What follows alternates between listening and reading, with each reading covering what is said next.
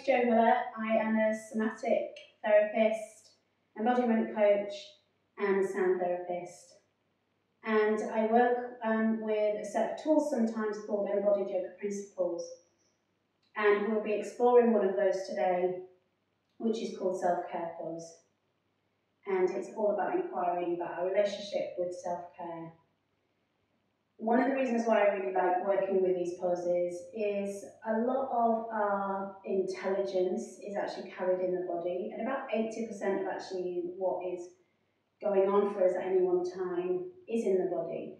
So by using these tools, which are based on archetypes, we give the body an opportunity to send information upwards about what is going on for us, and in this case, in relating to self-care. Before I talk you into the pose today, what I want to mention is that if anything feels really physically uncomfortable, like there's a difference between emotionally uncomfortable, physically uncomfortable. If something feels physically uncomfortable, then follow the set of adjustments that I'll talk you through, because there are some simple adjustments that we can make.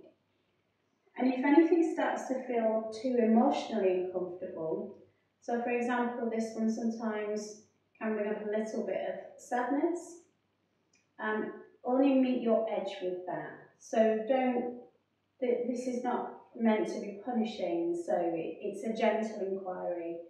And it is really natural for sometimes things to come up. We're human beings. We have a whole set of emotions for very valid reasons. Please don't push past self-regulate. If that starts to feel uncomfortable, then come out with a pause at any time.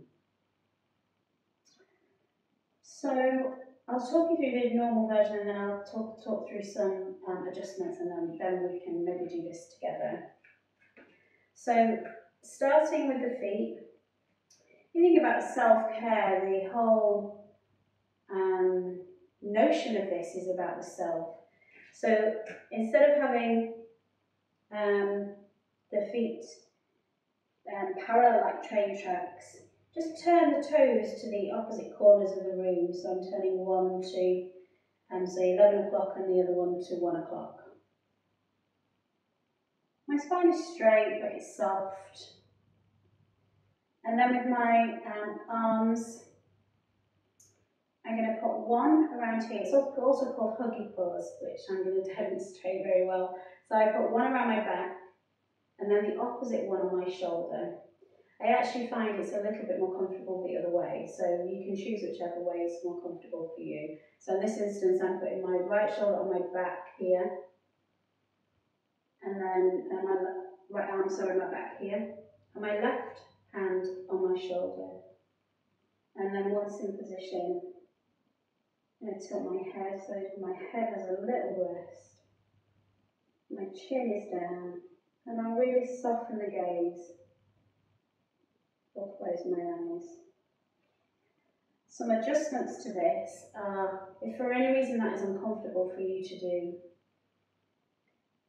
you can achieve the same effect with your hands placed across your chest, across one another with the palms. Also, you can do this now down, and again just turn inwards the knee a little, or you can do this seated. So I'm going to stand up, and I'll place my right arm on my back and my left arm here, and I'm ready with my feet. And I'm going to give myself this attention. So if you're in pause, notice if there's any areas carrying tension. You allow an opportunity to soften the belly, soften the gaze, soften your breath. Notice if you're clinging. If you are, turn this into a slightly more, a lot more tender touch. So a little less like grabbing a friend that you haven't seen for years, and a little bit more like a tender touch of a loved one. There's a quality also of your attention. Notice if you're looking around, if you're really willing to give attention in this moment to yourself, whilst we inquire around self-care and self-love.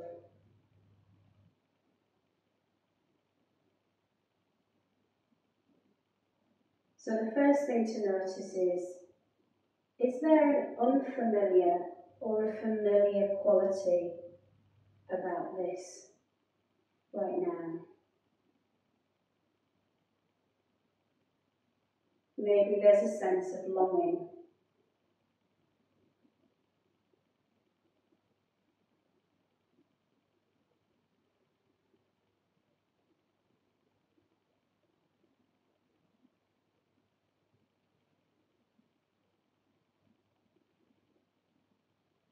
And now inquire, how does self-care fit with your daily habits, around loved ones, around colleagues?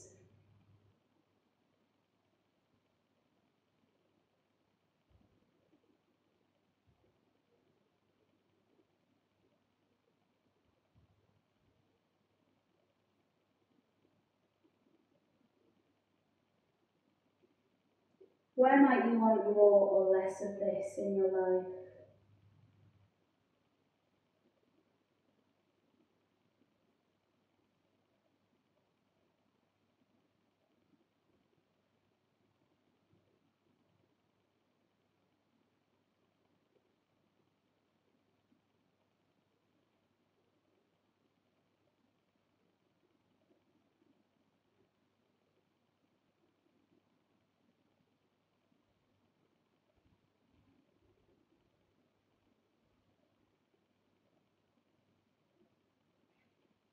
And when you're ready, come out of that pause and notice if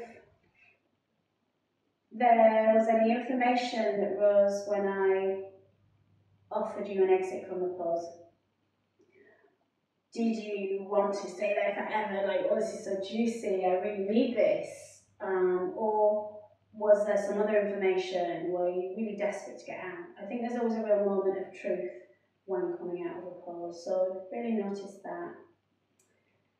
And I like to use this time when I'm practicing these by myself to make some journal notes. And those journal notes might look like any thoughts that rose as a result of being in that.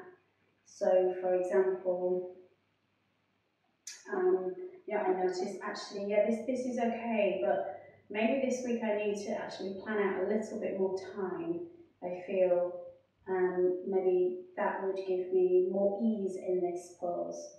But everybody is really different, so notice what come up for you, and use this time to journal, use this time to process, and use this time to think about where you might want to apply this more in your life, and what areas of your life specifically. I also find this can be useful if you do the other side, you do the opposite side. Sometimes some different information comes up, so feel free to try that again. And I also actually use this as a really nice resourcing tool. So if I've had a really big life shock, or if I feel particularly lonely, I did it a lot in lockdown, and this is really, really good resourcing tool, very good inner resourcing tool. So you can use it just quickly, kind of more on the go, or for as long as you want, if you don't want to inquire, but you just want to use it as a little tool. Really effective.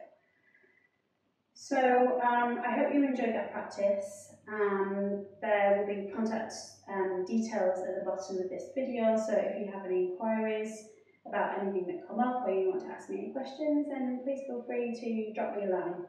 Thank you.